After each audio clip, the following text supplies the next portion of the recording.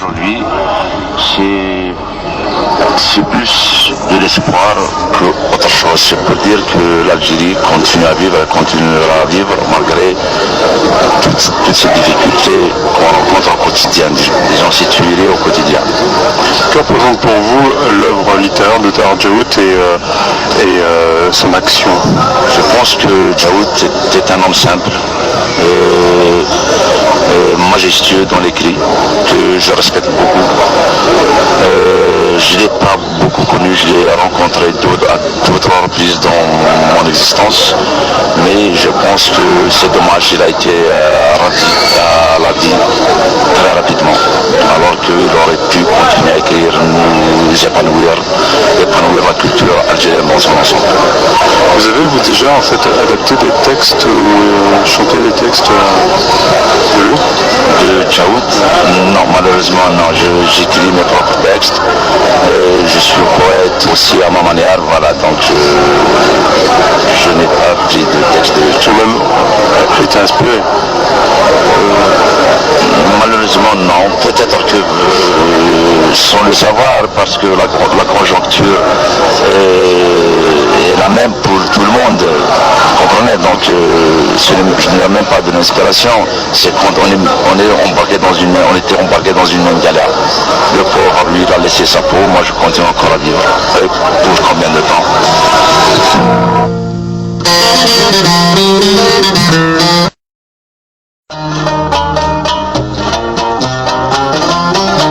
Salam alaikum, bonsoir. Messieurs, dames, bonsoir. Je suis là accidentellement parce que quand j'écoute Radio Buzz souvent, donc je suis tombé sur le jingle, donc je me suis dit tiens, Tahar Djaout, c'est comme quelqu'un, un homme qui a voulu casser des tabous, qui a voulu aller de l'avant, qui voulait une Algérie moderne, prospère. C'est vrai que Djaout n'est pas mon ami, mais dans mon subconscient, c'est mon ami intime. Djaout, je l'ai rencontré 2 ou 3 fois dans ma vie. C'est un homme qui m'a fasciné par son calme, sa dignité, sa sagesse, sa clairvoyance. Mais quant à dire que c'est mon ami, ce n'est pas mon ami. Mais c'est un homme que j'ai respecté. J'aurais aimé voir aujourd'hui des gens qui l'ont côtoyé, avec qui il a travaillé pendant de longues années, avec lesquels il a créé le journal Rupture. Hélas, chacun peut-être qu'il est pris dans un autre champ de travail, donc on ne peut pas leur en vouloir. Disons que c'est juste mon souhait. J'aurais aimé les voir parmi nous. Arsène Prof, qui est mon ami aussi, Abdelkrim Djaad, j'aurais aimé parce que je crois qu'ils sont plus aptes que moi à parler davantage de Tahar Djaout. Je vais juste citer une citation. Il y avait un entretien entre Djaout et Mamri. Malheureusement, aujourd'hui, tous deux défunts. Et un entretien entre Djaout et Mamri.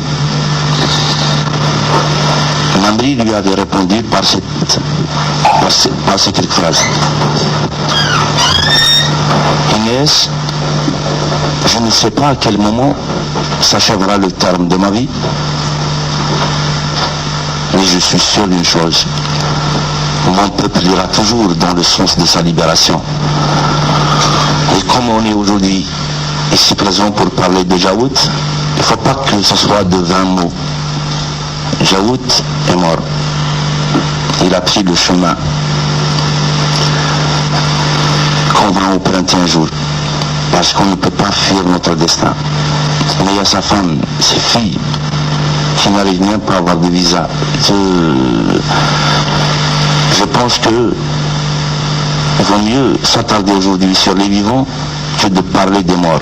Oui, parce que ce sujet, il est important. Donc, à mon humble avis, je dois parler de ça parce que le système éducatif, j'ai toujours crié ça, j'ai toujours en quelque sorte averti, dit des choses. Quand on parle du système éducatif, il y a a cette arabisation vengeresque qui est arrivée. Je ne parle pas de la langue arabe, je ne suis pas contre l'arabe, mais c'est le phénomène d'arabisation dont je suis contre. L'Algérie a subi une multitude de conquêtes, de reconquêtes, d'invasions. On a regardé la langue française, comme le disait si bien Kadb Yassine, comme butin de guerre. Je suis persuadé et convaincu qu'on n'aurait pas atteint ce stade de désolation extrême. Aujourd'hui, on est là pour parler de Tahar. C'est lui qui avait dit Tahar est mort, comme il n'est pas mort aussi. Du fait qu'on parle de lui, c'est lui qui disait que le silence c'est la mort. Et toi, si tu parles, tu meurs. Si tu meurs, alors dis et meurs. Tahar est mort, mais comme je viens de le dire, il n'est pas mort en nous. Il n'est pas mort pour les générations futures, parce que les intégristes font tout pour assassiner l'intelligentsia algérienne. Et moi je suis persuadé qu'ils n'y arriveront pas. Tant qu'il y a des femmes, des hommes déterminés qui ont foi en l'Algérie de demain, en la laïcité, en la démocratie, en cette langue, surtout parce que il ne faut pas qu'on oublie que Tahar Djaout est aussi militant du mouvement culturel berbère. Chose très importante parce que c'est le mouvement le plus pacifique depuis la nuit des temps. C'est une nébuleuse jusqu'à un moment donné, avant qu'il soit départagé, avant qu'il soit disséqué. Djaout était pour l'enseignement de Tamazirt à l'école. C'était sa langue maternelle, sa langue de tous les jours. Quoique la langue française est sa seconde langue, comme moi par exemple, je ne peux pas ne pas dire que je suis né en plein milieu de la guerre d'Algérie. Donc j'ai acquis ces connaissances. Pour Djaout, ou pour moi, Djaout fait partie de ma génération. Le berbère, c'est notre langue maternelle. Et la langue française, c'est notre seconde langue. On l'a acquise, on l'a gagnée. J'aurais aimé parler davantage de Djaout, de ce qu'il a fait. Mais je pense que j'aurais aimé que Metref soit là, que Abdelkrim Djahad soit là. On essaye de combler ce vide. Parce que de nous tous, il y a Nasser Isa qui le connaît, et comme Nasser n'est pas un habitué du micro, il est timide comme tous les gens le connaissent, donc dans sa tête il pense beaucoup de choses, mais il ne peut pas les dire à quelqu'un au micro. C'est vrai que c'est une aventure le micro. Donc je préfère laisser le soin quand même à Krim, à notre ami Krim, qui est timide aussi, il va dire un mot sur Djaout aussi, qu'il ne connaît pas plus que nous tous. Mais l'essentiel, on est là avec une petite diète de la intervention pour qu'on ne fuit pas le sujet qui est Tahar Djaout. Ce que tu es en train de dire, ce que tu es en train de, c'est très sensible. C'est une réalité qu'on ne peut pas évacuer comme ça. Moi juste ce que je voulais dire, puisqu'on est là pour Tahar Djaout, comme Djaout est mort, je préfère qu'on parle de ce qu'il a laissé. Il a laissé une famille veuve, des enfants. Si on peut faire quelque chose pour ces enfants, je pense qu'on restera dans les débats d'aujourd'hui. C'est vrai, j'étais en train de brûler, comme tout le monde me connaît, Kekir. Je suis comme ça, juste pour rappeler à beaucoup, à un moment,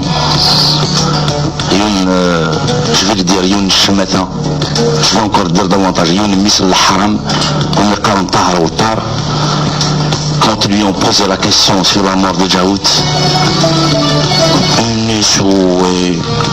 Tahar, c'était mon ami, à Guinras, je l'ai prévenu, je compatis, mais sa mort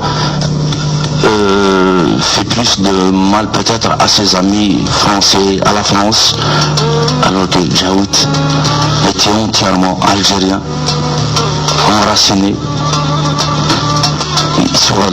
Je m'excuse auprès des gens aussi, parce qu'on doit parler maintenant, quand on parle de Tahar, il faut parler des gens qui ont voulu, qui ont tout fait pour mettre l'Algérie à genoux. Et parmi ces gens, c'est Tahar Ouattara, il l'a dit à la télévision, et le monde entier l'a vu. Alors il est difficile de dire c'est l'Orangeant. On est là pour faire une veille sur Tahar Jaout. C'est facile. Il faut parler des gens qui ont fait du mal à nous tous. Lui, c'est plus de l'espoir qu'autre chose. C'est pour dire que l'Algérie continue à vivre, elle continuera à vivre malgré toutes ces difficultés qu'on rencontre au quotidien, des gens situés au quotidien. Que représente pour vous l'œuvre littéraire de Tahar Jaout et son action? Je pense que Jaout était un homme simple, majestueux dans l'écrit, que je respecte beaucoup. Je ne l'ai pas beaucoup connu, je l'ai rencontré à d'autres reprises dans mon existence, mais je pense que c'est dommage, il a été rendu à la vie très rapidement, alors qu'il aurait pu continuer à écrire, nous épanouir la culture algérienne dans son ensemble. Vous avez déjà en fait adapté des textes ou chanté des textes de lui? De Jaout? Non, malheureusement non, j'écris mes propres textes, je suis poète aussi à ma manière, voilà, donc je n'ai pas pris de texte de Tu as même été inspiré? Malheureusement non, peut-être que sans le savoir, parce que la conjoncture est la même pour tout le monde, vous comprenez, donc je n'ai même pas de l'inspiration, c'est quand on était embarqué dans une même galère. Le pauvre, lui, il a laissé sa peau, moi je continue encore à vivre. Et pour combien de temps?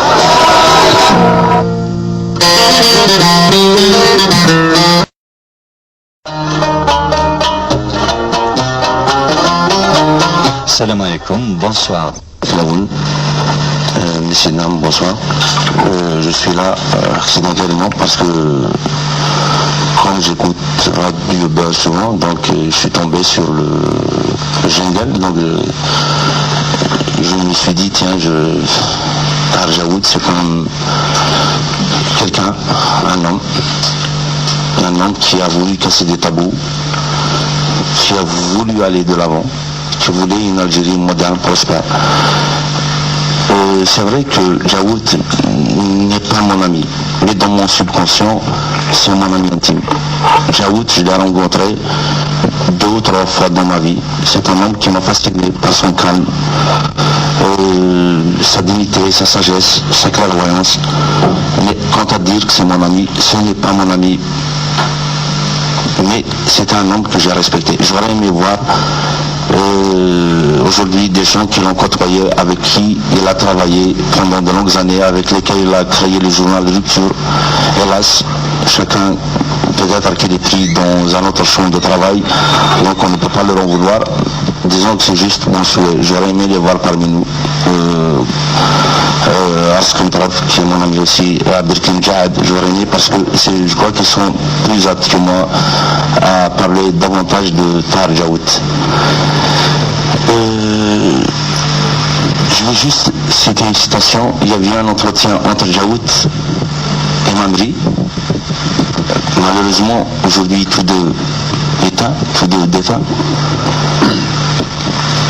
Et un entretien entre Jaout et Mamri. Mamri lui avait répondu par ces quelques phrases. Inès, je ne sais pas à quel moment s'achèvera le terme de ma vie, je suis sûr d'une chose. Mon peuple ira toujours dans le sens de sa libération. Et comme on est aujourd'hui ici présent pour parler de Jaout, il ne faut pas que ce soit de 20 mots. Jaout est mort. Il a pris le chemin qu'on va emprunter un jour. Parce qu'on ne peut pas fuir notre destin. Mais il y a sa femme, ses filles, qui n'arrivent même pas à avoir de visa. Je pense que il vaut mieux s'attarder aujourd'hui sur les vivants que de parler des morts. Oui, parce que ce sujet, il est important. Donc,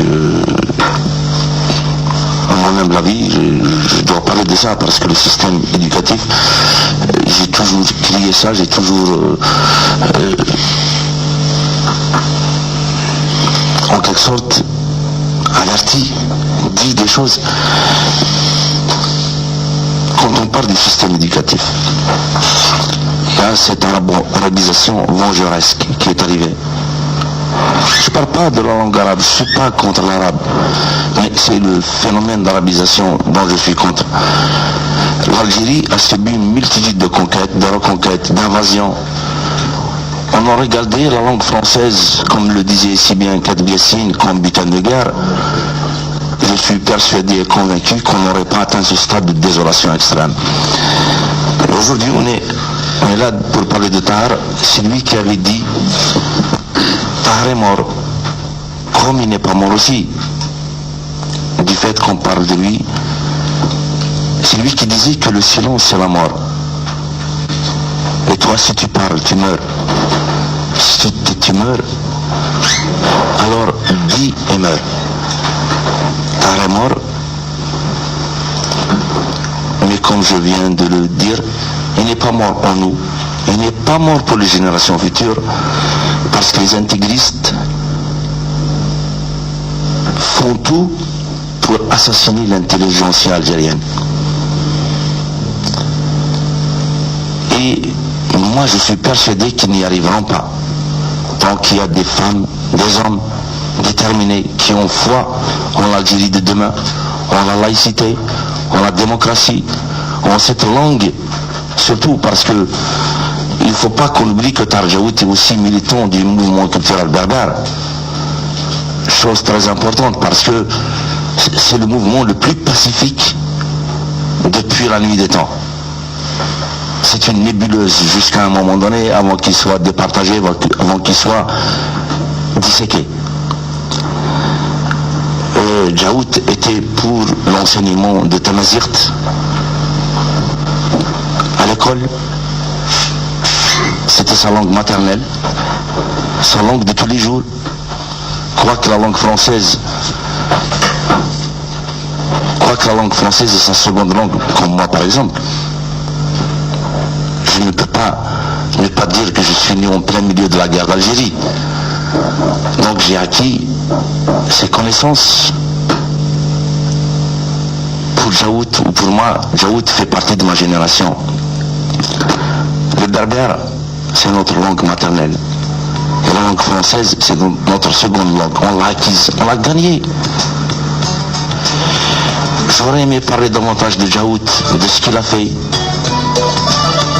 Mais je pense que j'aurais aimé que Metref soit là, que Abdelkrim Djahad soit là. On essaye de combler ce vide. Parce que de nous tous, il y a Nasser Isa qui le connaît, et comme Nasser n'est pas un habitué du micro, il est timide comme tous les gens le connaissent, donc dans sa tête il pense beaucoup de choses, mais il ne peut pas les dire à quelqu'un au micro. C'est vrai que c'est une aventure le micro.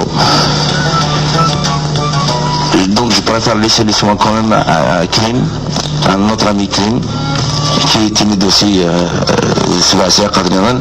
va dire un mot sur Jaout aussi, qu'il ne connaît pas plus que nous tous. Mais l'essentiel, on est là avec une petite diète intervention pour qu'on ne fuit pas le sujet qui est Tahar Jaout. Ce que tu es en train de dire, ce que tu es en train de, c'est très sensible. c'est une réalité qu'on ne peut pas évacuer comme ça. Moi juste ce que je voulais dire, puisqu'on est là pour Tahar Djaout, comme Djaout est mort, je préfère qu'on parle de ce qu'il a laissé. Il a laissé une famille veuve, des enfants. Si on peut faire quelque chose pour ces enfants, je pense qu'on restera dans les débats d'aujourd'hui. C'est vrai, j'étais en train de brûler, comme tout le monde me connaît, à Kekir. Et je suis comme ça, juste pour rappeler à beaucoup, à un moment, je vais le dire, Youn Shematan, je vais encore dire davantage, Youn Misl al-Haram, on me calme Tahar ou Tar, quand ils lui ont posé la question sur la mort de Djaout, il échoué. Tahar, c'était mon ami, je l'ai prévenu,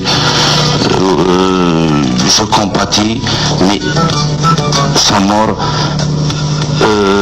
fait plus de mal peut-être à ses amis français, à la France, alors que Djaout était entièrement algérien, enraciné.